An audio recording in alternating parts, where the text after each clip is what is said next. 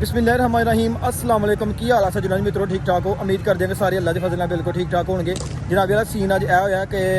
अज आए हैं जनाब यार सियालकोट इनडोर क्रिकेट मैच खेलने वास्ते सियालकोट की एक बहुत ही फेमस टीम है तो उन्होंने कहा कि तुम सारे नाल क्रिकेट मैच रखो रात का नाइट का इनडोर तो पुज्जे जनाब यार सियालकोट क्रिकेट ग्राउंड के देखने इत्थे की सीन पार्ट है अपने लड़के सारे जनाब वाला पुज गए हैं जी सियालकोट की दूसरी टीम है वो हजे इंटर नहीं हुई ए तुम ग्राउंड चेक करो इनडोर क्रिकेट जी एज ए ग्राउंड होंगी है जाली लगी होंगी है उपर भी जाली लगी होंगी थले भी जाली लगी होंगी है तो असीं पुज गए जनाब वाला ग्राउंड के तो इनडोर जो मैच होंगे वो होंगे 3-3 ओवर का या 4-4 ओवर का तो ग्राउंड तो बहुत ही खूबसूरत है बस घाह घूह नहीं है अपने मुंडे छुंडे जनाब इधर जारी ने क्रिकेट खेडते पे तो वालेकुम सलाम क्या हाल है ठीक ठाक और नजम है सुना बड़ा पसीना कर ले ठीक ठाक है फिट फाट है राणा साहब क्या हाल चाल है अस्सलाम वालेकुम बड़ी पोलो जी पाई है राणा साहब देखो भाई इधर होर जी हामद की हाल है भाई हाफ साहब नहीं आए अस्सलाम वालेकुम क्या हाल है लो जनाब मेरा मैच हो गया स्टार्ट है बैटिंग आ गई है दूसरी टीम की साड़ी आ गई है बॉलिंग 4-4 ओवर का मैच है 5 खिलाड़ी हैं पहला ओवर कराएगा हामद साहब दूसरा ओवर करावांगा मैं तो जनाब वाला वो भी 4 बंदे ने एक जनाब मौलाना साहब ने मौलाना तकी उस्मानी साहब गजाली सागर गजाली स्कूल वाले जाने जी भाई लो जनाब चौथे ओवर का खेल जा रही है तो 3 ओवर गुजर गए स्कोर बनाना 12 वाइट बॉल आने करवा दी है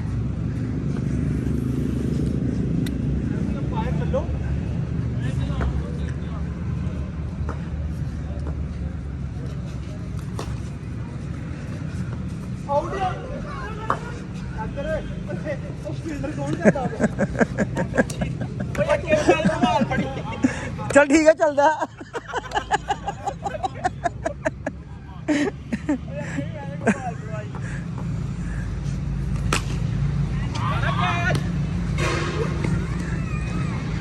अब तेने जाली लगी दी है जी हिट पूरी तां जाती जालियां रोक के थले आई है शाबा शाबा राणा शाबा जनाब पहला 4 ओवर का खेल होया तो उन्होंने स्कोर बना 20 आ गई बाड़ी साड़ी ओपनर से आया मैं तो हमद सामना करेगा हमद बैकेंड से मैं 4 ओवर ने 21 स्कोर करना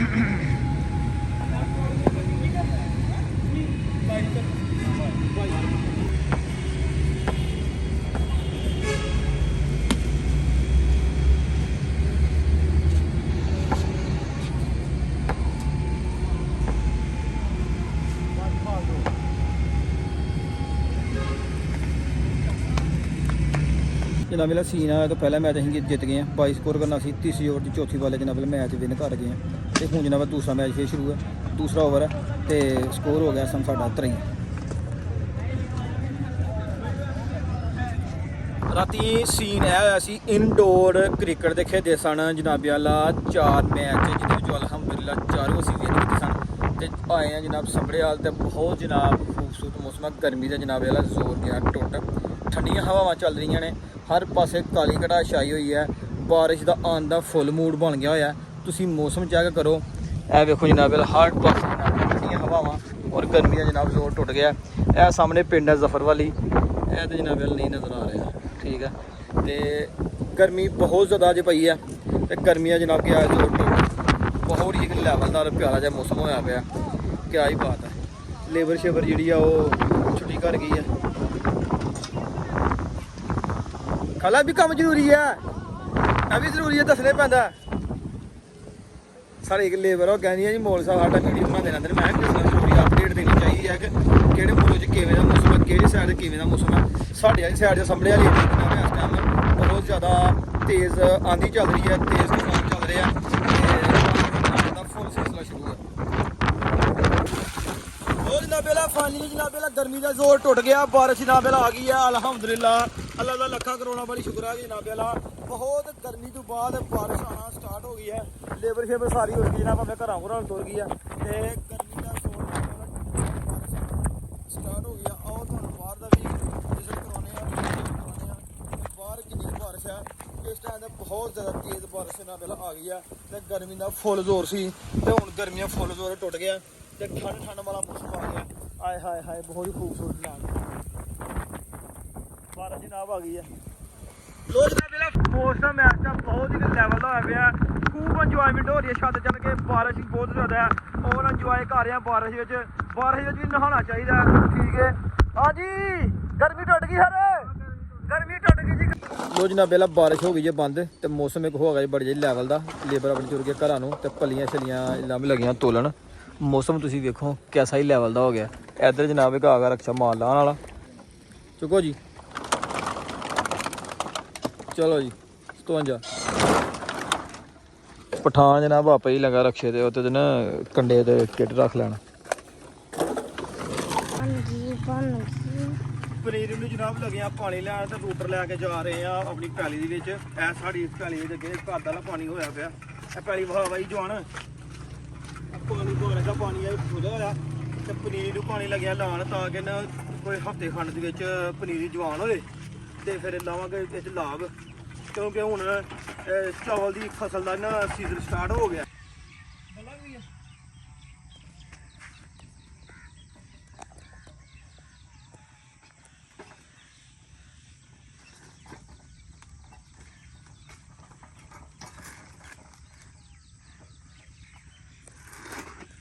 ਲੋ ਜਨਾਬ ਪਹੁੰਚ ਗਏ ਆਪਣੀ ਪੈਲੀ ਵਿੱਚ ਤੇ ਰੂਟਰ ਸ਼ੂਟਰ ਜਨਾਬ ਲਾਣੇ ਆ ਹੁਣ ਸੈਟਮੈਂਟ ਕਰਨੇ ਆ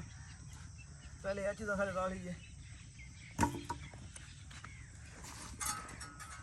ਕਈ ਥਾਂ ਰੱਖਣੀ ਜਨਾਬ ਇਹ ਬੱਦਲ ਦੇ ਵਾਸਤੇ ਤਾਂ ਉੱਤੇ ਬਾਰਿਸ਼ ਆ ਗਈ ਉੱਤੇ ਦੇ ਲਾਂਗੇ ਇਹ ਜਨਾਬ ਪੈਪ ਹੈ ਹੁਣ ਰਹਿ ਗਿਆ ਰੂਟਰ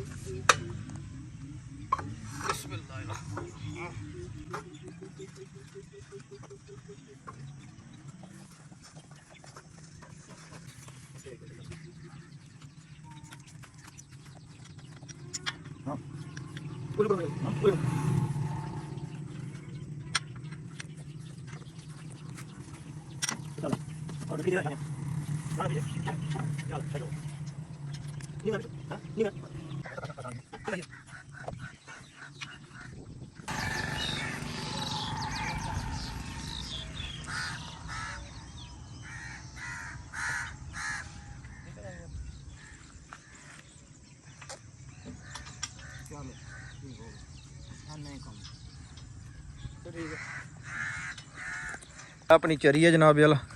ਇਹ अपनी पैली है भी लानी है लाभ भी लानी है वो सामने पनीर रची है उन्हें कोई पानी लाना तो हूँ पहले तारा ला आइए तारा शारा ला के ना फिर पानी पाना पानी पा के पानी चुकाने कि पानी चुकता कि नहीं बारिश बूरिश वाहवा होई दी है तो उम्मीद है कि पानी जल्दी चुक जाएगा चलो फिर पहले मैं तारा ला के आना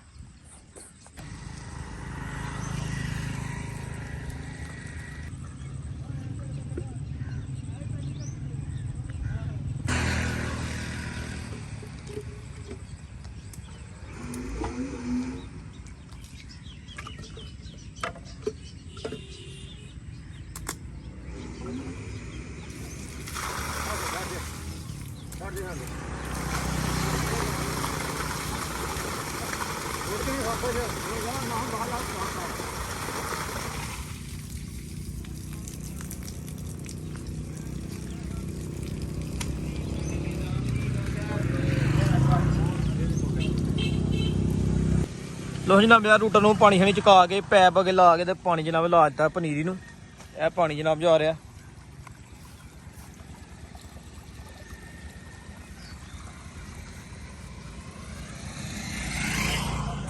आ तो पनीरी चेक करवाने कि पनीरी किड्डी किड्डी और किन्ने दिनों बाद पनीरी जो लाने के काबल हो जाएगी जी पैली च असीं लानी है लाभ वो पैली तो पानी बिल्कुल कद वाला होया पिया क्योंकि बारिश रात ही बहुत ज़्यादा हुई है तो बारिश वाला कद वाला पानी होया खलोता तो साड़ी सलाह कि यार पानी ने ना पनीरी को 2 दिन पानी लग जे टैट फैट ताकि 2-4 दिनों तक पनीर भी अजे लाने के काबल होई है आ गया पानी पनीरी वाल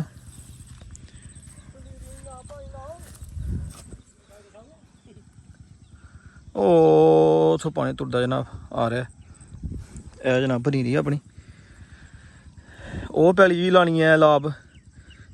इस पैली भी लानी है वो सामने भी लानी है वो परली पानी भी लानी है तो ਮੌਸਮ ਤਾਂ ਬੜਾ ਖੂਬਸੂਰਤ ਹੋਇਆ ਪਿਆ ਕਿਉਂਕਿ ਇਹਨਾਂ ਦਿਨਾਂ ਦੇ ਵਿੱਚ ਇਹੀ ਮੌਸਮ ਹੁੰਦਾ ਹੈ, ਕਦੇ ਬੱਦਲ ਕਦੇ ਧੁੱਪ, ਕਦੇ ਬੱਦਲ ਕਦੇ ਧੁੱਪ, ਤੇ ਲੋਕੀ ਆਪਣੀਆਂ ਪਨੀਰੀਆਂ ਛਿੰਗੀਆਂ ਰਾਂਦੇ ਰਹਿੰਦੇ ਨੇ। ਇਧਰ ਵਾਲੀ ਪਨੀਰੀ ਥੋੜੀ ਸਾਰੀ ਨਾ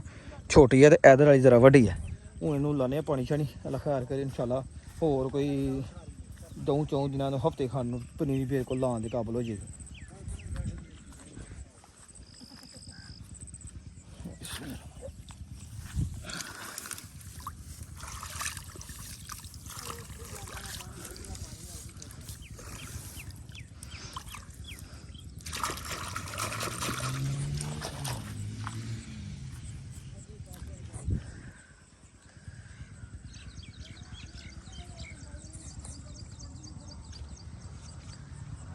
ਦੋ ਦਿਨਾਂ ਵੇਲਾ ਪਾਣੀ ਛਾਣੀ ਪਨੀਰੀ ਨੂੰ ਲਾ ਦਿੱਤਾ ਤੇ ਕ੍ਰਿਕਟ ਕੂੜ ਖੇਡੀ ਹੈ। ਬਾਰਿਸ਼ ਵੀ ਬਹੁਤ ਜ਼ਿਆਦਾ ਹੋਈ ਹੈ, ਗਰਮੀ ਦਾ ਜ਼ੋਰ ਟੁੱਟ ਗਿਆ। ਮੈਂ ਆਇਆ ਹਾਂ ਪਿੰਡ ਤੇ ਅਬੂ ਜਾਨ ਨੇ ਕਿਹਾ ਯਾਰ ਰੂਟਰ ਚਲਾ ਕੇ ਨਾ ਤੇ ਪਨੀਰੀ ਨੂੰ ਲਾਉਣਾ ਪਾਣੀ, ਤਾਂ ਕਿ 2-3 ਦਿਨ ਦੇ ਵਿੱਚ ਪਨੀਰੀ ਥੋੜੀ ਜਿਹੀ ਵੱਡੀ ਹੋਏ ਤੇ ਪਾਣੀ ਸਾਡੀ ਪੈਲੀ 'ਚ ਖਲੋਤਾ ਹੋਇਆ ਕਦ ਸ਼ਾਦ ਕਰਵਾ ਕੇ ਤੇ ਫਿਰ ਪਨੀਰ ਸ਼ਨੀਰ ਦੀ ਲਾਭ ਸ਼ਾਬ ਲਾ ਦਿਆਂ। ਕਿਉਂਕਿ ਦਿਨ ਤੁਹਾਨੂੰ ਪਤਾ ਹੈ ਜਾ ਰਹੇ ਨੇ ਚਾਵਲ ਦੀ ਕਾਸ਼ਤ ਕਰਨ ਦੇ, ਧਾਨ ਦੀ ਕਾਸ਼ਤ ਕਰਨ ਦੇ। ਅਸੀਂ ਵੀ ਕੋਈ ਕਿੱਲਾ ਡੇਢ ਪੈਲੀ ਲਾਣੀ ਹੈ ਤੇ ਪਾਣੀ ਛਾਣੀ ਇਨਸ਼ਾਅੱਲਾ ਲਾਇਆ। ਹੋ ਸਕਦਾ 2-4 ਦਿਨ ਦੇ ਵਿੱਚ ਪਨੀਰੀ ਵੱਡੀ ਹੋਏਗੀ, ਫਿਰ ਇਨਸ਼ਾਅੱਲਾ ਕਦ ਸ਼ਾਦ ਕਰਵਾ ਕੇ ਤੇ ਮੁੰਜੀ ਸ਼ੰਜੀ ਲਾ ਦਿਆਂਗੇ। ਫਿਲਹਾਲ ਅੱਜ ਦਾ ਵਲੌਗ ਕਰਨੇ ਆ ਇੱਥੇ ਖਤਮ। ਆਪਣੇ ਮੇਜ਼ਬਾਨ ਬੰਦਿਆਂ ਨੇ ਚੀਜ਼ ਸ਼ਫਾਕ ਹੈ ਮੈਨੂੰ ਜੋ ਇਜਾਜ਼ਤ, ਆਪਣਾ ਬਹੁਤ ਸਾਰਾ ਖਿਆਲ ਰੱਖਣਾ, ਦੁਆਵਾਂ ਯਾਦ ਰੱਖਣਾ। ਫੀ ਇਮਾਨਿल्लाह। ਓਕੇ, ਅੱਲਾ ਹਾਫਿਜ਼।